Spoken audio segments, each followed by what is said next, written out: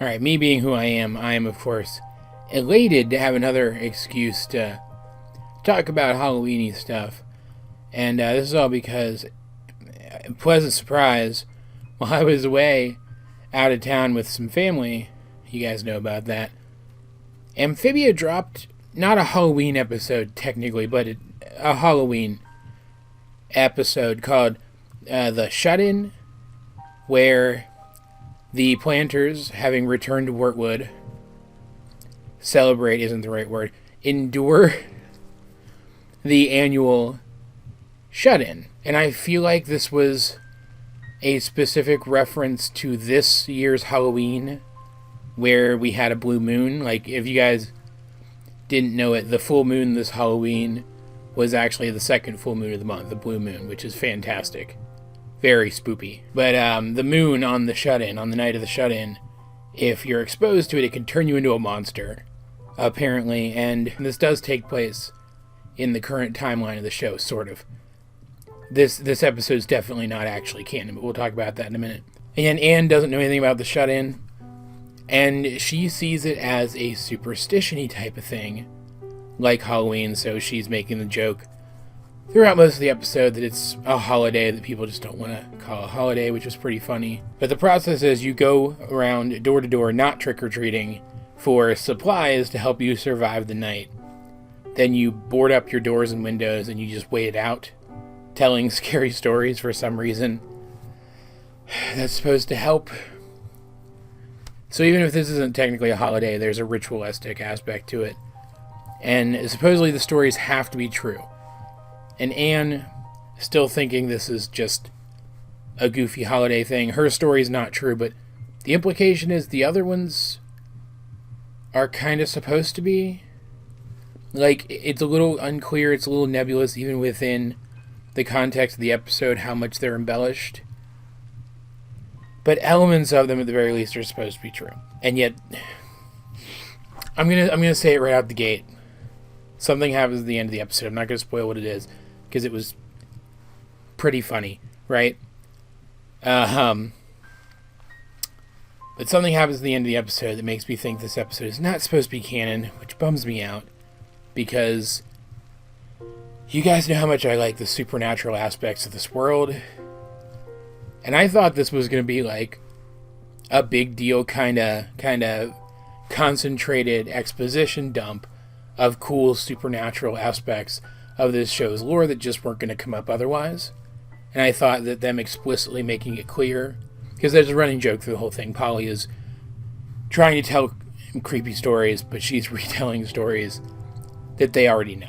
And I thought that because they explicitly dropped that in there, that this was going to be an episode which we were supposed to consider canon.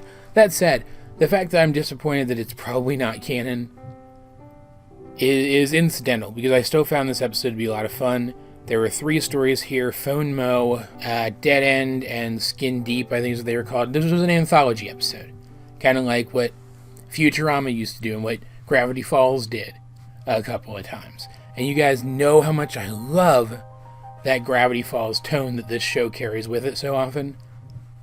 This felt a lot like one of those. And like one of those, it was a little inconsistent in terms of like how good the stories were. Like, I thought the first one was a lot of fun, but for reasons other than it being spoopy, whereas the middle one I thought was interesting but kind of boring, all things considered. Like, I thought it was pretty predictable where it ended up going. The last one, though, was pretty spooky. It had some great horror imagery that I think kids could still really get a lot out of. Like, I don't think kids would have a problem watching this episode. It felt on par with a lot of the spoopy imagery from some of the spoopier episodes of Gravity Falls, and you guys know how much is lauded the right word? How much I enjoyed that back when I was reviewing that show. So you guys can imagine I had a similar response here. I enjoyed this a lot. That last one is... These bring back some old characters, too, which was a lot of fun. It was Sprig and what's her name? His little girlfriend. Ivy? Is it Ivy? I think it's Ivy. I'm going to go with Ivy. It was Sprig and Ivy.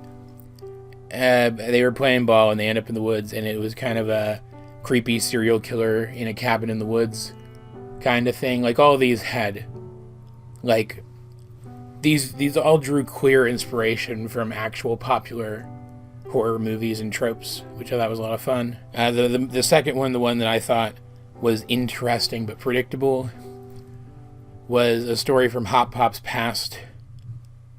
He was basically an Amphibia Uber driver for the frog version of the Grim Reaper, taking him around so he can collect souls.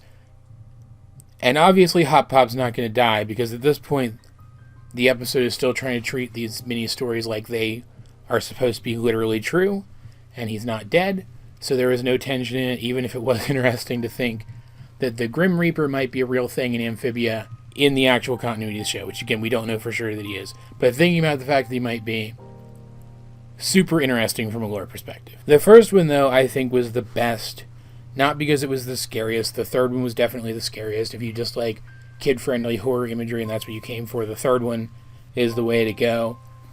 But the first one was basically Anne's idea of an Amphibia human AU. And for that, I thought it was very delightful. All in all, I'm not going to spoil more than just the bare bones, because this one's worth watching. I'm being a little critical of it, but it's worth watching. It's a special. Go watch it. Overall, this was a fun episode. It was a nice surprise. It gives me an excuse to talk about Halloween stuff when Halloween is technically over. Like, I know my calendar back there. Is my dog still lighting up? Yeah, he is. You just can't really tell. My calendar back there still says October. I'm recording this on November 1st. I think you guys can let this sort of guy pretend for just a couple more days that Halloween's not over, right? But yeah, it was fun. It was fun to watch. I'm glad they released it. I wish they had left it more nebulous as to whether or not it's canon. Because again, that thing at the end of the episode, again, not going to spoil specifically what it was, but that thing that happened to one of the characters at the end of the episode, unless they later drop like explicit reference to them undoing it somehow, or even address it directly in a later episode, which I can't see why they would, right? Or how they would. It makes it pretty clear this episode's not canon. Fun, but not canon.